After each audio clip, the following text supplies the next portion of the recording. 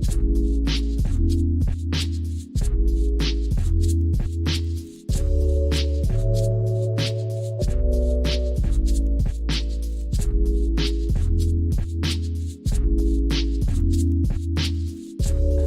amis Verseau, bonjour et bienvenue pour votre tirage général. Ceux qui me découvrent, soyez les bienvenus, cette chaîne est la vôtre. Alors, mes amis Verseau, je vous le dis tout de suite, une fois n'est pas coutume, n'hésitez pas à commenter, liker, partager, abonnez-vous, c'est important pour le soutien de la chaîne. Et puis, voilà, j'adore vous répondre, donc n'hésitez pas à faire tout ça. Et je voulais d'ailleurs vous remercier de votre fidélité et de votre générosité. Alors, concernant votre tirage, je vais tout de suite vous tirer une carte de l'archange Gabriel, qui est une carte de protection, qui va vous donner un conseil. Alors, une carte conseil de l'archange Gabriel. Ici, on vous propose la conscience volontaire. On vous invite à faire du bénévolat, pour que ce geste simple qui est rempli d'amour ouvre votre chakra du cœur et vous apporte les bienfaits de la compassion. Vous avez un gage envers les autres êtres humains, cela vous sera retourné au centuple. Oh, on vous invite à plus de générosité, à regarder les autres, peut-être à faire un peu plus la fête, à être à l'écoute des autres peut-être. Donc vous voyez comment ça vous parle dans votre présent à vous. D'un point de vue général, votre tirage général me parle de la séparation. Alors la séparation, c'est quand même pas n'importe quelle carte, puisque on me parle d'un éloignement physique ou mental, un départ, une coupure sentimentale peut-être, une dispute, un conflit. Ça peut peut-être aussi traduire sans tout ça, sans forcément de départ physique, quelqu'un qui est un peu plus rigide dans sa façon de percevoir les choses. J'ai l'impression que vous vous concentrez un peu plus sur vos besoins. Ici, on a clairement le signe d'air qui parle. Il y a eu peut-être des souffrances qui vous ont été faites, ou peut-être que vous vous sentez éloigné de certaines personnes, donc vous pourriez être plus dur dans votre raisonnement, moins souple, moins sympathique avec les autres. C'est peut-être pour ça alors que l'archange Gabriel vous invite à garder quand même une certaine ouverture d'esprit. Alors ça ne parlera pas tous, bien sûr, à tous les Verseaux, mais là quand même c'est l'énergie qui domine. Donc attention à ne pas être trop rigide, attention à ne pas trop vous enfermer sur vous-même et à continuer à vivre. Moi, ce que je vois, par contre, dans votre tirage général ici, c'est qu'on a le chariot, l'amoureux, la 4 de bâton, le monde, qui me parle quand même de quelque chose de très affectif, de très aimant, de très amoureux. Donc, ma foi, si vous vous rigidifiez, c'est plus envers certaines personnes et pas d'autres, parce que je sens qu'il y a quand même des attirances vers des relations un peu plus symbiotiques, un peu plus dans l'osmose, un peu plus fusionnel. Vous voyez, on est plus dans la fusion des sentiments que dans la comment je vais vous dire ça, que dans la complémentarité. Vous voulez plus, vous voulez quelque chose de poussé à l'extrême dans vos sentiments, plutôt que de vivre l'un à côté de l'autre sans que ça vous apporte rien. Vous avez besoin de plus, quoi. Vous entrez d'ailleurs avec l'énergie du chariot, c'est dire que vous avez envie de réussir, vous avez envie de vous projeter avec une personne que vous aimez. Le chariot, c'est typiquement le signe du cancer, donc à voir si vous l'avez autour de vous. Ça peut être, ça traduit l'eau, les sentiments, c'est l'envie d'être ensemble à deux pour dire de construire un foyer, de construire un projet, un travail, une association. Ce que l'on voit, en fait, ce qu'on doit retenir de ça, c'est que en fait, vous voulez mettre de la lumière là où c'est sombre. Et vous n'êtes pas tout seul, vous êtes deux. Vous vous regardez dans la même direction. Et vous vous regardez l'un l'autre. Votre objectif, c'est de faire quelque chose de beau, de lumineux, là où personne n'est. Donc, si vous devez vous mettre en couple, bien clairement, vous vous concentrez sur votre couple. Pareil si vous êtes dans un projet professionnel. Et c'est peut-être pour ça que vous pourriez délaisser d'autres personnes autour de vous. D'ailleurs, dans l'environnement qui vous est très favorable, clairement, on a la carte des amoureux. Là, il y a une attirance, une alchimie vers quelque chose qui est opposé à vous, mais qui vous attire, parce que justement, c'est ce qu'il vous manque. Et peu importe ce que c'est, peu importe que ce soit le physique, que ce soit le corps de l'autre, que ce soit l'attraction intellectuelle d'une personne ou le projet qui vous est proposé, c'est comme deux êtres c'est une relation souveraine qui doit l'emporter et qui parfois est un peu difficile à atteindre. Donc il y a du challenge et ça vous fait du bien, ça vous stimule, ça vous concentre, ça vous donne le sentiment de rentrer en fusion vers quelque chose. Oui, je ressens vraiment de la fusion, de vous concentrer sur tout ce qui concerne une relation unique. Vous êtes dans une relation souveraine, c'est clairement ça. C'est une relation souveraine qui l'emporte sur le reste et ça vous fait du bien, c'est la meilleure des choses qui puissent vous arriver. A contrario, dans l'environnement défavorable, vous êtes jugé. Alors certains d'entre vous vont aller en justice, passer devant les tribunaux, c'est pour ça qu'on s'endurcit, qu'on se sépare peut-être. Et puis c'est assez désagréable d'avoir à être remis en cause, d'avoir à regarder ses torts, d'être décortiqué comme ça. Et pour ceux qui ne subissent pas la loi ou la justice, eh bien, vous êtes un peu mis sur le banc des accusés par l'environnement. Ou alors c'est vous qui accusez l'environnement, je ne sais pas. Mais quoi qu'il en soit, il y a une situation désagréable de jugement qui est faite non pas au sein de la nature, mais par la justice de l'homme, par le jugement de valeur des autres. Et ça vous est défavorable, que ce soit vous qui jugiez ou que vous subissiez ce jugement, je me répète. D'accord? Donc, ce qui est vraiment favorable, c'est cette construction, cette entente avec une personne. Ce qui est défavorable, c'est vraiment la séparation en elle-même qui crée effectivement un côté rigide, un isolement peut-être de votre personne. Dans votre présent, pourtant, on a cette reine de bâton, celle qui réussit. Donc ça peut être le signe du feu, le bélier, le lion, le sagittaire. C'est assez féminin, mais là, clairement, on est dans l'opulence. C'est une personne qui est illuminée, c'est une personne qui sait ce qu'elle veut, qui sait aussi ce qu'elle ne veut pas. Elle sait ce qu'il faut faire pour y arriver et elle est surtout très généreuse. Elle est tellement bien avec elle-même, elle a tellement une vérité, une assurance, elle réussit tout ce qu'elle touche, donc forcément, elle n'a pas de jalousie. Elle est bien dans sa tête, elle avance et elle est même capable de donner de l'amour aux autres. Regardez sa protection. Regardez comme ce dragon est cossu. Il est aussi cossu que sa maîtresse en quelque sorte, à moins que ce soit elle qui soit l'esclave du dragon. Mais voyez toute cette générosité, elle se fait ressentir sur tous les êtres qui l'entourent. Donc dans votre présent, il y a quelque chose qui vous fait avancer, ou une personne bien sûr, qui vous fait avancer, qui vous donne la droiture des sentiments que vous devez avoir pour vous-même et pour les autres, et qui vous impose cette conduite de générosité envers les autres.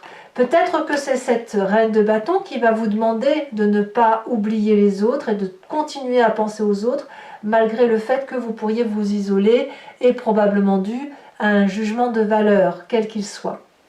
Dans votre inconscient, alors là c'est intéressant, c'est passager, mais on a une personne alors l'inconscient, vous ne savez peut-être pas, je veux dire, vous agissez d'une façon sans même vous rendre compte, attention, c'est comme quand on cligne des yeux. Ici, votre inconscient vous parle de regret, de chagrin, de nostalgie, d'une émotion perdue, d'une tristesse affective, d'une blessure. Dans l'inconscient, même si vous ne le montrez pas, il y a quelque chose qui a été raté émotionnellement et vous ne voyez que le verre vide au lieu de voir qu'il y a 3 coupes à remplir. Donc vous êtes peut-être, sans le faire exprès, en train de regarder ce que vous n'avez plus plutôt que de regarder ce que vous allez avoir. Donc c'est très très intéressant et quand on a, c'est passager, ça ne va pas durer, mais quand on a cette carte-là, forcément, quand on a un inconscient qui se manifeste, on a une image du passé qui remonte, et vous, en l'occurrence, le passé, c'est la roi d'épée. Là, on est dans votre signe, la roi d'épée, elle va nous parler de la personne qui réfléchit, qui prend des décisions, qui tranche, et vous vous souvenez qu'à une époque, vous avez tranché, vous avez pris des décisions. Et peut-être même que vous avez une personne autour de vous d'un autre signe d'air, qui pourrait être Balance, vous-même en Verseau ou Gémeaux, qui a tranché des têtes, ou à l'inverse, qui a fait la paix avec des personnes, qui a donné ses chances. Donc vous revenez sur ce passé-là, et c'est ce passé-là que vous regrettez. Que vous ayez tranché la tête, ou à l'inverse, que vous ayez fait grâce, ou que vous ayez pardonné, vous regrettez votre décision. Vous la regrettez. C'est peut-être pour ça d'ailleurs que vous vous rigidifiez. Ça vous isole un petit peu. Parce que la roi d'épée, c'est quand même la personne qui est chef d'elle-même, qui prend sa vie en main et qui prend aussi des décisions pour les autres. Hein. C'est quelqu'un d'assez charismatique. Il n'a rien à prouver, le roi d'épée. Et pourtant, c'est comme si vous n'assumiez pas votre décision. Alors, que me dit votre futur proche ? Votre futur proche me dit que tout va bien dans le foyer, dans la maison, dans l'amour. Ici, la 4 de bâton va nous parler de quelqu'un qui est serein et tranquille quand il est chez lui. Alors si vous êtes seul, évidemment, vous vivez parfaitement bien cette solitude. Et vous êtes très bien dans votre maison et vous ne voulez entendre parler de personne. Auquel cas, on va vous inviter à sortir, à aller aider les autres pour dire quand même que cette solitude dans votre maison ne soit pas couplée à une solitude sociale. Vous pouvez aussi être très très bien et en autosuffisance dans votre foyer, dans votre couple, voire dans la nouvelle relation qui se crée. Hein. Pour ceux qui se mettent en ménage ou qui investissent une nouvelle maison, vous êtes vraiment focus dans ce que vous créez émotionnellement, au risque d'oublier un peu certaines personnes. Ça, c'est ce que je vous disais. Mais il n'empêche que vous êtes heureux avec ça. Ça vous suffit. Dans votre état d'esprit, on a la personne qui a le monde, c'est la dernière arcane majeure. On a quelqu'un heureux, complet, investi, qui a l'impression d'avoir tout réussi, et c'est tant mieux, et qui se suffit de ce qu'il a. Donc, ça peut traduire aussi dans votre état d'esprit un désir d'enfant ou un désir de créer quelque chose de nouveau. On crée une fin de cycle pour un nouveau cycle, mais on est dans la joie ici. On n'est pas dans je quitte un cycle pour autre chose parce que j'ai pas le choix. Non, ici on est complet, on le fait à deux ou à plusieurs. Et voilà, donc quelque part, vous vous en fichez, vous, d'être seul ou de vous esseler, puisque vous avez ce qu'il faut autour de vous. Que dit la famille et les amis? On a cette 9 de coupe et l'ermite. C'est vrai que ce côté d'isolement, on le retrouve dans la famille et les amis. Vous avez envie de plus en affectivité et en même temps, vous vous restreignez. Je ne sais pas si c'est quelqu'un qui vous le fait subir ou si c'est vous qui vous en contentez, parce que l'ermite va nous parler de quelqu'un qui se met en retrait, qui va réfléchir, qui va apprendre des leçons de la vie et en même temps qui veut l'abondance affective, qui ne se contente pas de ce qu'il a et qui en veut un peu plus. Donc peut-être que vous vous mettez en ermite pour mieux comprendre l'amour ou pour mieux aller le chercher ou pour mieux le préserver aussi. On peut tout à fait comprendre que si vous avez rencontré quelqu'un avec qui vous vous mettez en couple, peut-être vous autosuffisez tout seul à vous deux. Voyez, vous avez besoin de personne d'autre parce que vous êtes nourris et vous apprenez ensemble à créer votre couple. À l'inverse, si vous êtes seul, vous vous isolez volontairement chez vous pour mieux comprendre ce que vous voulez, peut-être aider avec cette reine de bâton, et voilà, et de vous dire on ne m'y prendra plus, ou alors vous réglez votre compte sociétal avec cette justice, et vous vous dites après j'irai chercher le bonheur là où il est, pardon. Donc, conséquence de vos actions et de vos pensées sur vous-même, on a cette 7 de coupe. La 7 de coupe va nous parler de choix, des choix pour vous-même. Voilà, vous avez un égoïsme qui va naître et vous allez peut-être faire du tri dans vos affaires, du tri dans les personnes qui vous entourent. Vous allez recadrer vos objectifs de vie et vous allez ranger votre histoire tout simplement. Peut-être que vous ne ferez pas de choix, mais peut-être que dans ce rangement, vous ferez des choix de peut-être mettre le cœur avec l'argent, ou l'argent avec le cœur, ou les livres avec le cœur, enfin vous voyez comme ça vous parle, mais vous allez prioriser certaines choses par rapport à d'autres. Conséquence de vos actions et de vos pensées par rapport à l'environnement, là on a la 8 d'épée. Il y a des personnes quand même qui pourraient avoir tendance à faire des colères ou à vous culpabiliser. Attention aux reproches, hein, c'est ce qu'on me dit. Il y a quand même encore du reproche à venir. La justice là qui vous est néfaste, elle va persévérer encore un petit moment. Elle n'est pas prête de s'arrêter. Alors ça va être moins fort, hein, ce que vous allez avoir un pic à voir. On va voir en approfondissant ce que ça donne. Voilà, mes amis Verseaux, donc si vous voulez me suivre maintenant, je vais faire l'approfondissement donc de votre tirage avec le Lucid Dreams. On va recouvrir le jeu, après avoir bien trié, bien sûr.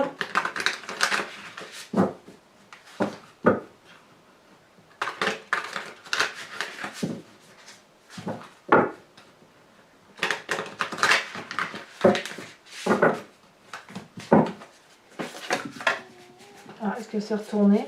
Non. Je crois qu'il y avait une carte qui s'était retournée déjà. Alors, qu'est-ce qu'on a sur ce chariot? Ici, on a la 6 de pentacle inversée. Sur la carte des amoureux, on a la tempérance. C'est joli, dites donc. Hein. Vous n'êtes pas très enflammé en fait. Hein. Sur la justice, on a la 10 de coupe inversée. Sur le présent, on a la roue de la fortune. Bon, c'est majeur quand même, hein, votre mois. C'est un mois majeur. L'inconscient avec cette 4 de coupe, c'est la 9 de bâton. Sur ce passé, nous avons la 9 d'épée. Le futur proche, on a le magicien. Sur l'état d'esprit, la 6 de bâton inversé. Vous allez peut-être reporter un peu vos projets, c'est possible. L'influence de la famille et des amis avec cette 9 de coupe. Bon, je vous les mets à 2. L'as de... Non, je ne peux pas vous en mettre à 2, ça fait trop. C'est marrant, quoi. Tout est ciblé sur la famille et les amis, c'est fou, ça. De toute façon, je vous rajouterai une carte, hein, si jamais, ou des cartes, si jamais il y a des choses à dire. Celle-là, ici, elle a sauté en premier. On a l'as, vous voyez, l'as d'épée, elle est ressortie. Cette carte, elle est sortie en double, et quand j'ai dit, je la prenais pas, puis tout compte fait, elle retombe. Donc, c'est qu'elle devait sortir. Conséquence de vos actions et de vos pensées sur vous-même, avec cette 7 de coupe, si on a une carte retournée, qui est la carte du monde, encore. Hein. On a ici la 8 de coupe inversée. Et sur les conséquences et les actions de vos pensées sur l'environnement, c'est la cavalier de pentacle inversée. Voilà, mes amis Verseaux, donc peut-être vous tirer une carte également ici. Pour les autres, n'hésitez pas à commenter, à liker, à partager. Voilà, vous abonner bien sûr parce que c'est important pour le soutien de la chaîne. Ici, vous avez la carte de la femme en tirage supplémentaire de l'oracle bleu. Je vous dis à très bientôt, je vous souhaite un excellent mois et je vous embrasse bien fort. Bisous, bisous.